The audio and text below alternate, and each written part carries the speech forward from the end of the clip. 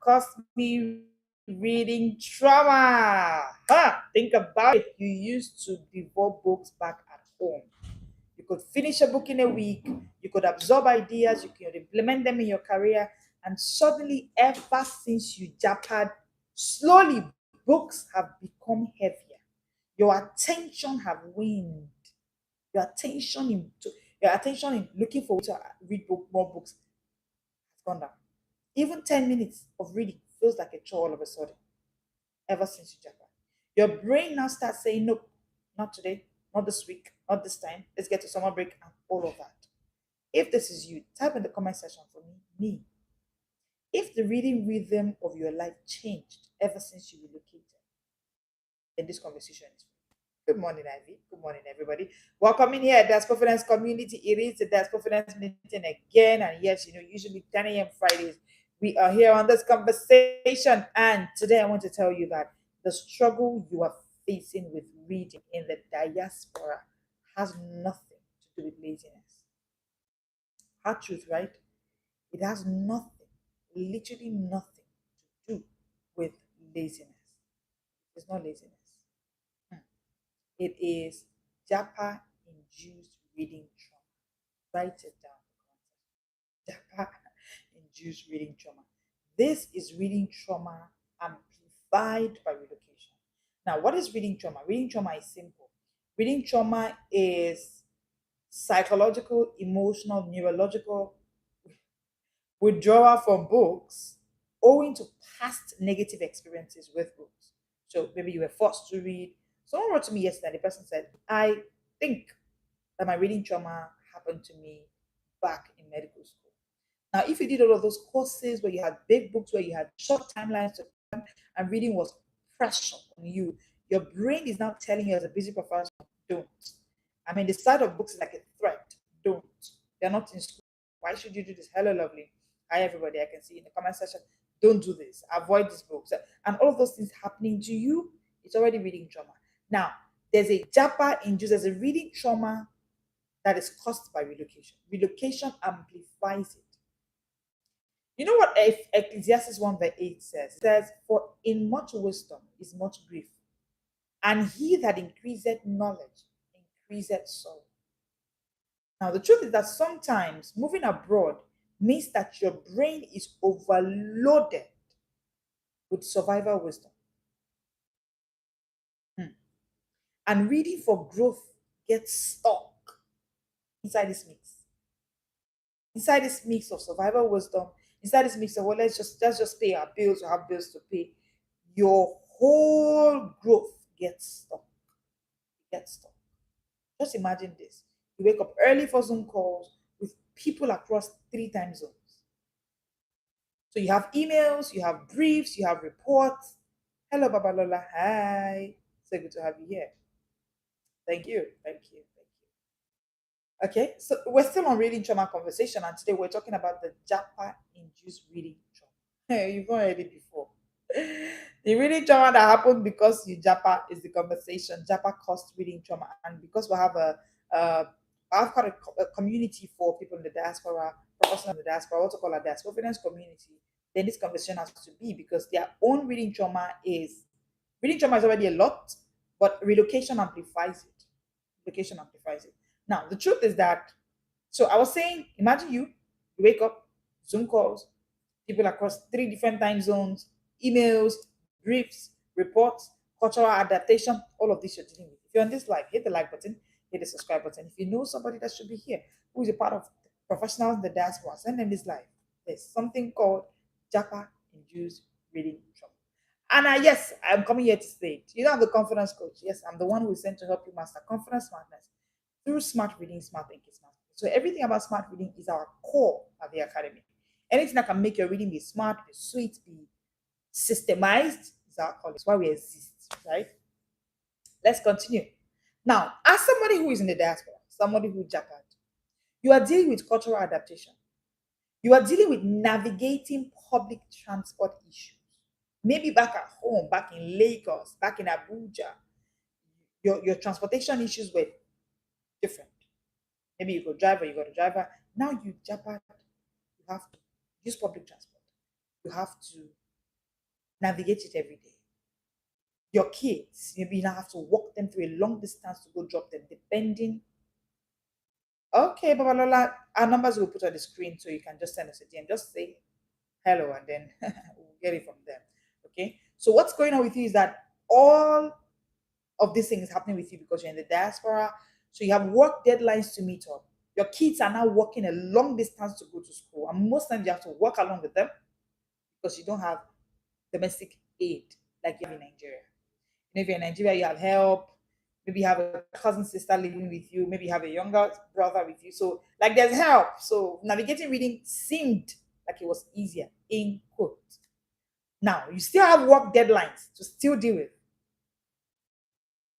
You still have work deadlines to deal with. All of this happening to you. And in all of this, how do you not even remember to open a book? Can you see? Can you see? So what's happening to you at this point is that your cognitive bandwidth is maxed out. It's maxed out before you sit down to read for pleasure or growth. You are tired. You are tired. Because the truth is that your brain is like a smartphone with too many apps running. When the RAM is full, it is full. It's full. You struggle.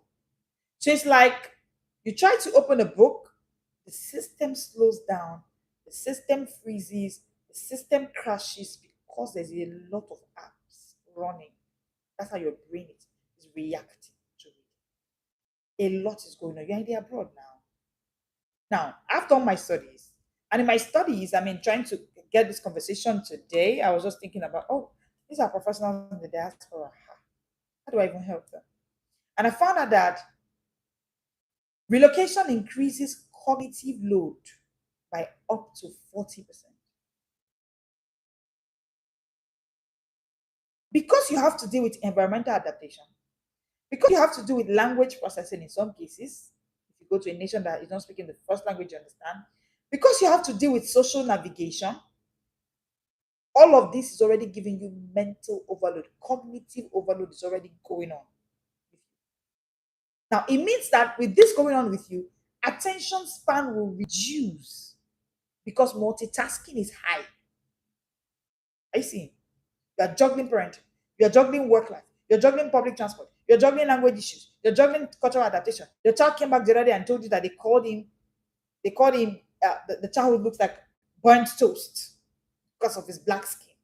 And now you now have to start pumping confidence into your child. You are struggling with your own confidence because anytime you speak up in that meeting, they say, we cannot hear this, your Yoruba induced English language. All of this happening. So your multitasking level is high. And because your multitasking level is high, normally attention span will go down. Attention span will go down. Diaspora professionals have reported that they have realized that because I work with professionals in diaspora a lot, they have just realized that their reading time after the JAPA is reduced. Even their attention, even when somebody is reading to them, it's hard. When they're in the class, it's hard. You can get this in the comment section. They just put a wave in your hand with the hand and just say, I understand. If you've noticed your reading stamina drop after moving abroad, let me know in the comment section. I love to know. I need you to think about this. And if this has happened to you before, okay, I can see some hands in the comment section. Oh, thank you for being vulnerable and for sharing. Thank you.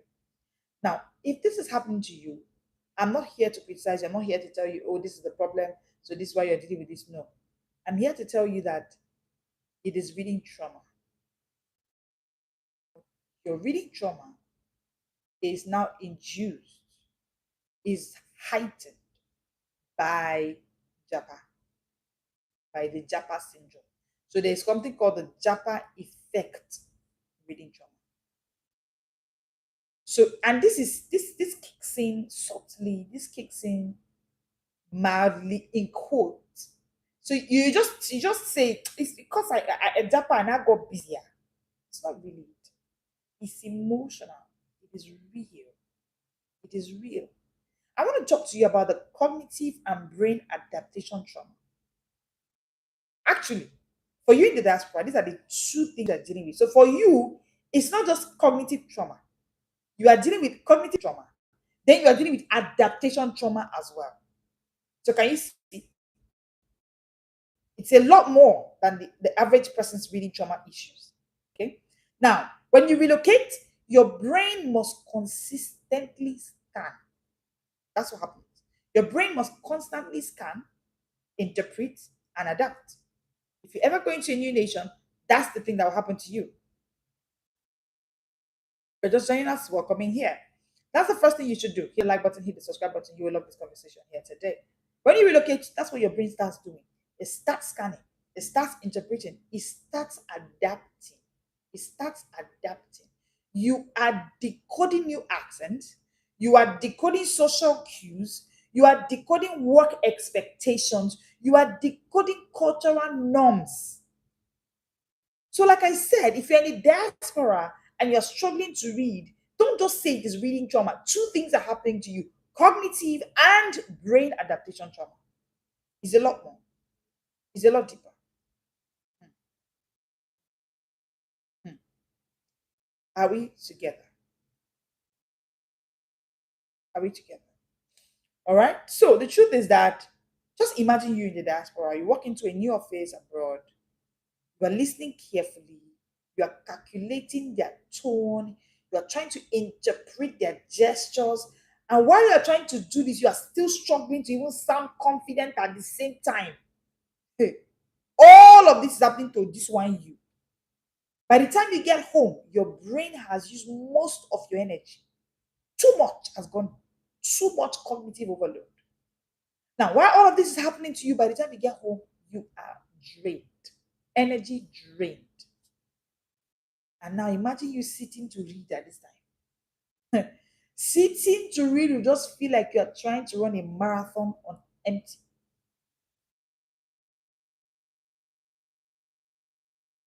Because the prefrontal cortex, the part of your brain that is responsible for focus and decision making, has become fatigued. This fatigue happens under constant adaptation stress that is associated with relocation. So when people think that relocation is just a change of location, I I weep for their ignorance, to be honest. There's a lot. I work with quite a number of professionals in that sport. I know the struggles. I understand what it is that they're dealing with. And you may be listening to me now and you're wondering, she just has so much detail about this. I can tell you. I know. I know. I sit in counseling sessions, I sit in one-on-one sessions with professionals in the diaspora every now and then, and I can feel their pain. Think of your brain like a power bank. Relocation drains it faster. Just imagine your human brain if you're in abroad. Think of your brain as a power bank. Relocation will drain it faster. But I want you to also think about something. You know that power bank, if you if if you know that when you relocate it will drain faster, it means that you have to charge it, right? Reading requires a full charge when you are in the abroad, when you're anywhere in the world. Now the truth is that for relocation that makes it hard for you to charge. So see your brain as a power bank. Things like relocation would take away from it. And now what you need to charge that power bank that is your brain is reading. But because you are abroad, it is hard for you to read. This is exactly why when you are abroad, you pick up books, you take books abroad, and reading those books feel heavier. Feels heavier. But I want to tell you today that the reason I came on this live today is to tell you that recovery is possible. Recovery is possible. Recovery, write in the comment section for me. Recovery is possible. Recovery is possible. Recovery is possible. Do you know why?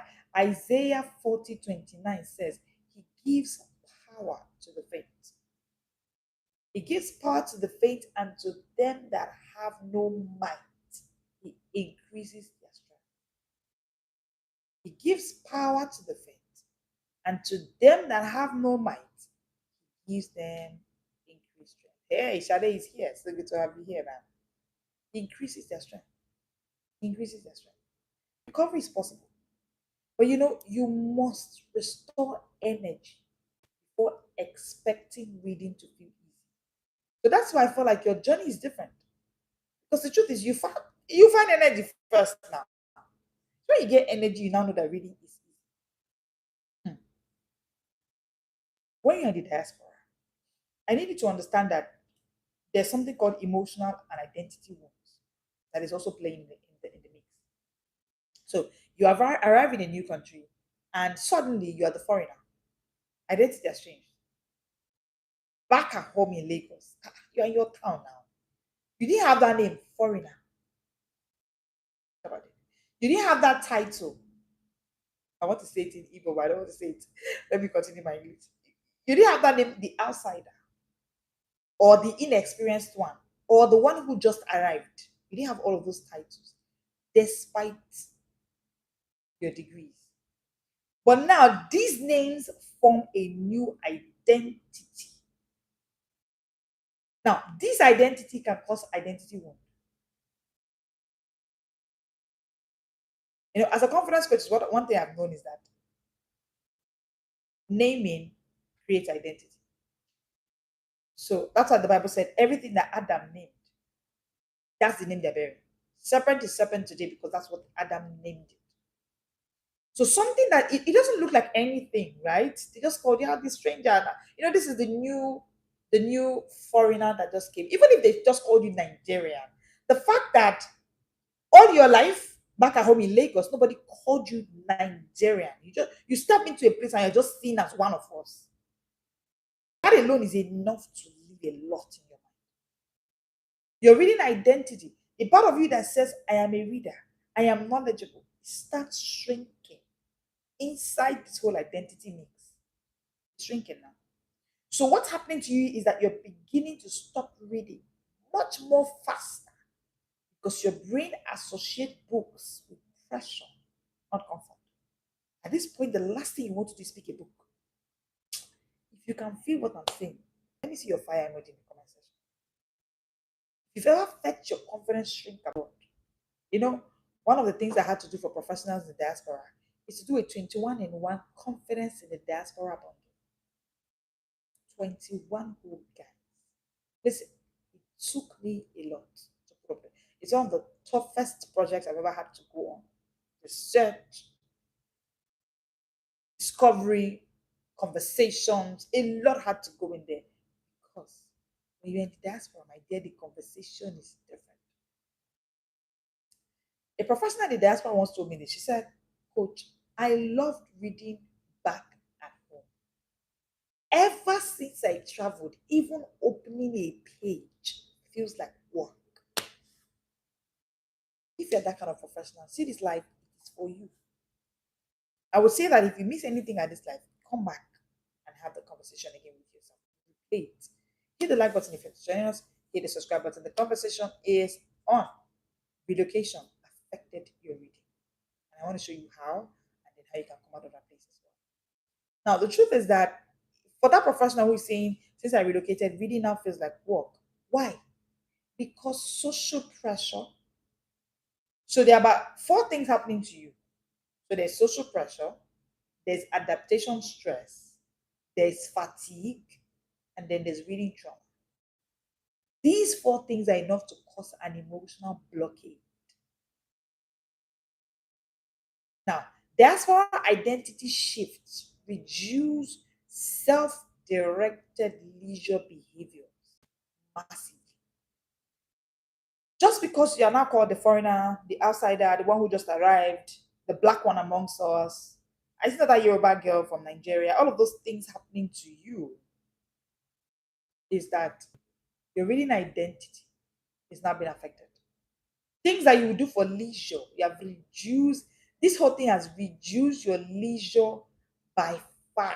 There's your self-directed acts are now reduced. So what can this cause? This can cause shame. This can cause self-consciousness. Self-consciousness is good, but let's watch it. Being overly self-conscious can cause 2 things: pride or fear. And most times, the fear is even higher. Because there's a way you be self conscious. There's some things you can still try. But overly self consciousness leads to timidity. When they say talk, you're thinking about your accent. You are so conscious of how yourself that your accent, you're thinking about it, your weight, you're thinking about it, your hair color, you're thinking about it. You are overly self conscious. Your name. See, how do I tell them I'm Oluwasegun?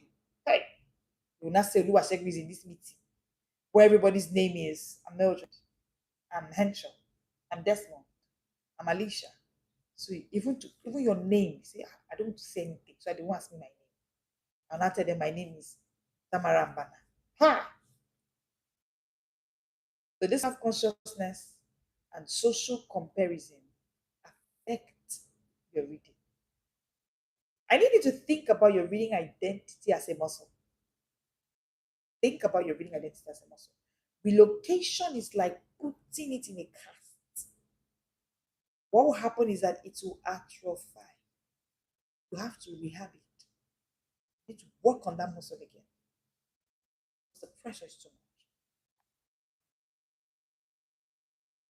The third thing happening to you in the diaspora, beyond all of this, is that you are beginning to struggle with digital and environmental overload. So you are beginning to scroll endlessly ever since you JAPA, through social media, through news, through WhatsApp, through work apps. Your brain adapts to fast dopamine hits when you move abroad. And the sad reality is that at this point, books cannot compete anymore. Books don't compete at that pace anymore. So reading will suddenly feel slow. Reading will suddenly feel boring. Reading will suddenly feel heavy. You begin to feel guilty for not finishing books.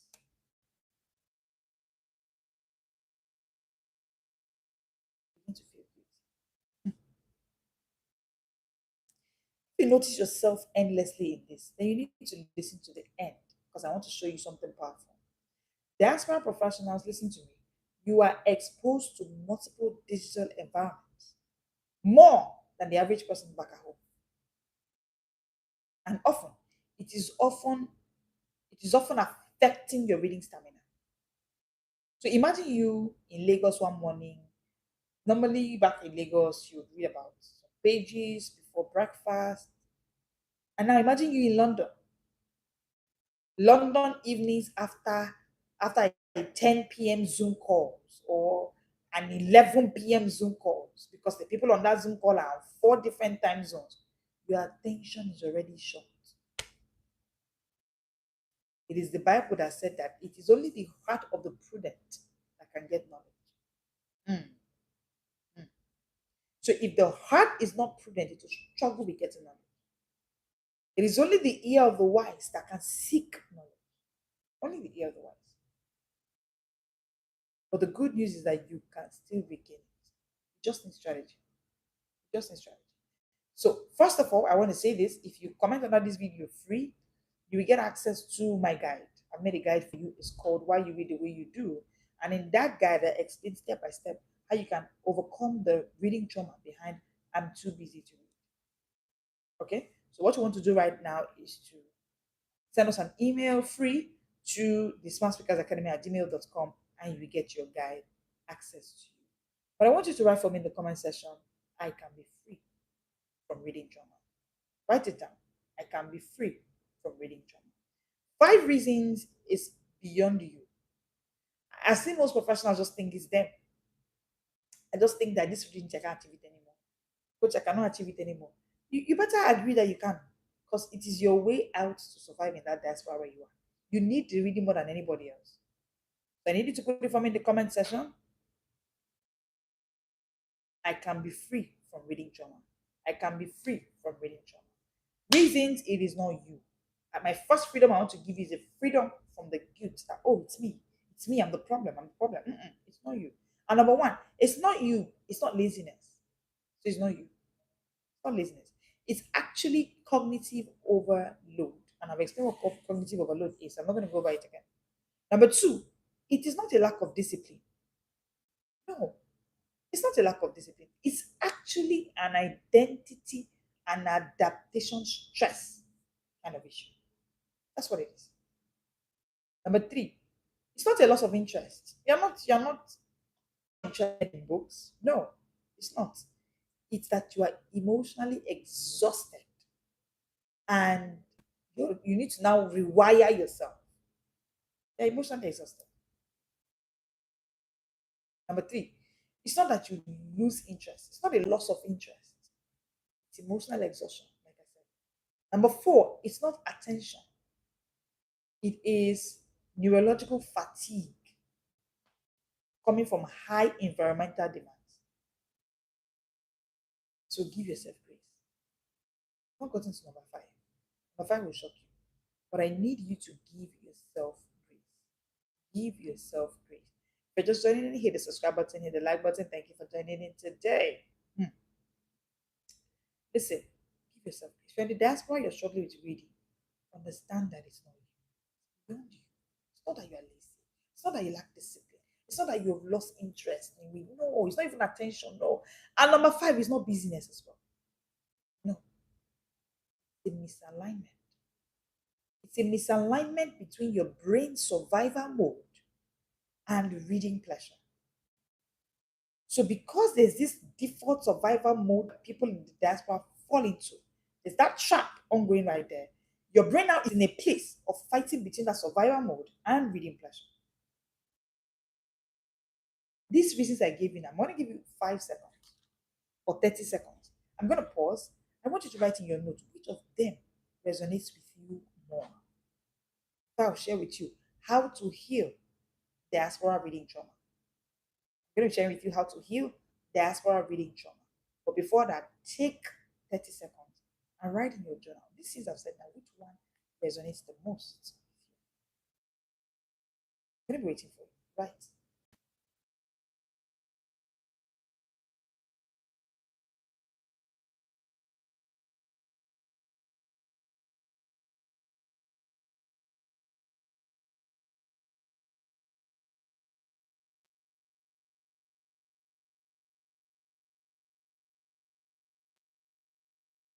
Mm.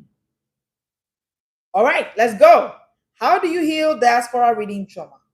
How do you heal diaspora reading trauma? Number one, micro reading session. Yesterday on the live, and you know we go like Mondays to Fridays at 1 p.m., right?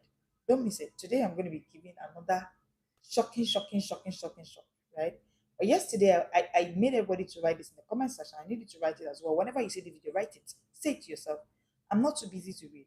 I have 2 minutes to read. I'm not too busy to read. I have 2 minutes to read. I'm not too busy to see. Internalize this phrase. You know, at some point in my life, I